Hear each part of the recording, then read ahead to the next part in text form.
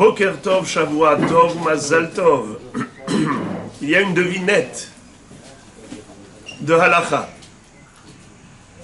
Comment est-ce possible qu'un aliment soit mouktsé pendant Shabbat? Un aliment soit considéré mouktsé, c'est-à-dire qu'on n'a pas le droit de le déplacer pendant Shabbat. Généralement, un aliment qui est consommable, qui est mangeable, ne peut pas être mouktsé, sauf s'il est cru. On va dire un aliment comme des pois chiches ou des féculents, des haricots blancs, qui sont secs et immangeables, on va se casser les dents, ça n'a pas de goût. Donc ça, c'est sûr que c'est mouktsé pendant Shabbat, parce que ce n'est pas mangeable. La farine crue, ce n'est pas mangeable, c'est mouktsé pendant Shabbat. Mais moi, je pose la question de quelque chose qui est oui comestible, oui consommable, et même très bon, et malgré tout, c'est mouktsé pendant Shabbat. Un comment? Un sucre? Pourquoi un sucre? C'est mangeable. On met dans le café. Bravo. La matzah, la veille de Pessah. Lorsque nous sommes la veille de Pessah, et que c'est Shabbat, comme cette année, où Shabbat tombe la veille de Pessah, et qu'on n'a pas le droit de manger de la matzah, qu'on va manger la nuit de Pessah, puisqu'il y a une interdiction pendant toute la journée, depuis le matin jusqu'au soir. Et d'après le Ben Ish Chai, même la veille, il s'appuie sur le Pri Megadim. Eh bien, lui, il dit que, en effet, c'est mouktsé, la matzah, elle est mouktsé, on ne peut pas la toucher pendant Shabbat, on ne peut pas la déplacer. Pourquoi?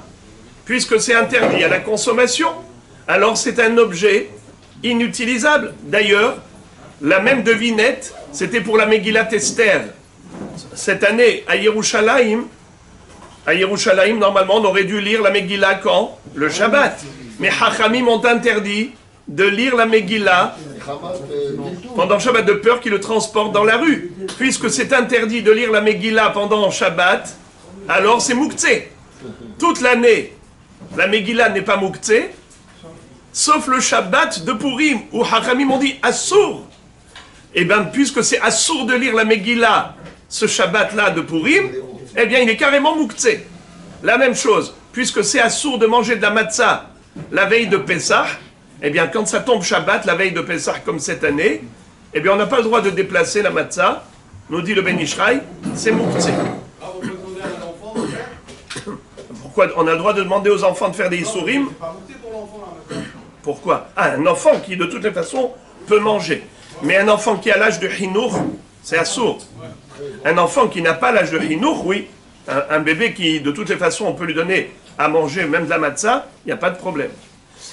Mais, concernant la matzah, qui n'a pas été pétrie les shem mitzvah, ou plutôt, qui n'a même pas été moissonnée les shem mitzvah, qui n'a pas été pétrie les shem mitzvah. Donc, ce n'est pas de la matzah shmura avec laquelle on va faire la mitzvah. Parce qu'il y a deux façons de faire de la matzah. Soit de la matzah shmura, qu'on appelle shmura leshem mitzvah. Donc depuis la moisson, on a moissonné leshem mitzvah. Ou au moins, d'après certains, depuis le pétrissage, ça s'appelle matzah shmura. Et elle est cachère pour la mitzvah de matzah. Et il y a des matzot qu'on a fait sans aucune intention. Pas leshem matzat mitzvah. C'est cachère la Pessah, mais pas pour le soir du Seder. Est-ce qu'une matzah pareille, on peut la manger la veille de Pessah? Alors, Bémet, il y a une discussion entre les poskim. Certains veulent dire que, étant donné que la nuit de Pessah, on ne peut pas s'acquitter avec, toute la raison pour laquelle c'est interdit, c'est parce qu'il faut attendre la tombée de la nuit. Mais de toute façon, à la tombée de la nuit, tu ne pourras pas manger cette matzah en tant que mitzvah. Alors tu peux la manger dans la journée, la veille, puisque ce n'est pas une matzah qui est apte à la mitzvah. Mais d'autres disent que, étant donné que c'est le même goût, et toute la raison pour laquelle on nous a interdit de manger la veille, pourquoi? C'est pour garder l'appétit pour la mitzvah. C'est pour qu'on mange la matzat mitzvah l'été avon. Sinon, quand tu vas manger de la matzah toute la journée, même si ce n'était pas de la matzah de mitzvah, mais tu manges de la matzah qui a le même goût que celle que tu vas manger le soir, alors après il n'y a plus de charme. Après, quand tu vas manger le soir la matzah de mitzvah, tu vas la manger sans appétit. C'est pour cela qu'il n'y a pas de différence entre matzah shmura ou matzah qui n'est pas shmura, puisque les deux, ils ont exactement le même goût. D'ailleurs, le Tosfot, au début du Perek Arve Psahim, qu'on a étudié dans le Daf Hayomi, Tosfot pose une question, ils disent, on nous interdit de manger 3 heures avant la tombée de la nuit. Erev Pesach, lo yochal Adam, Samour la mincha ul ma'ala, Kede she yochal, matzah le te'avon, pour qu'on mange la matzah le soir avec te'avon. Tosfot disent, mais qu'est-ce qu'on nous interdit de manger? Quoi? Est-ce qu'on nous interdit de manger du hametz? De toute façon, le hametz, il est interdit la veille de Pesach, à partir de la 4e heure de la journée. Si on nous interdit de manger de la matzah, de toutes les façons, c'est interdit, parce qu'on n'a pas le droit de manger toute la journée, la veille de Pesach, de la matzah, pour qu'on réserve du te'avon pour la matzah. Alors, Tosfot disent, on nous interdit matzah ashira. De la matzah qui a été pétrie avec du jus de fruits, avec du vin, avec du miel, pas avec de l'eau. Cette matzah qui est riche, qui est sucrée, qui n'a pas le même goût que la matzah du soir, celle-là, on a le droit de la manger pendant la journée.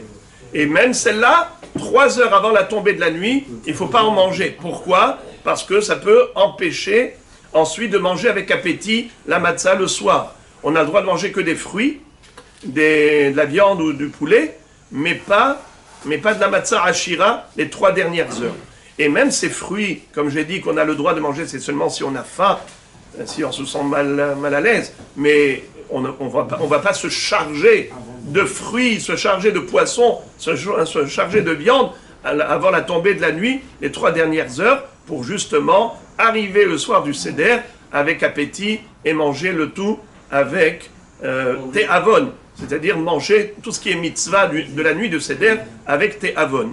Par contre, ce que les poskim écrivent, c'est que dans des hôpitaux ou dans des hôtels où on sait que de toutes les façons, si tu ne leur permets pas la veille de Pessah de manger de la matzah, alors qu'est-ce qu'ils vont faire?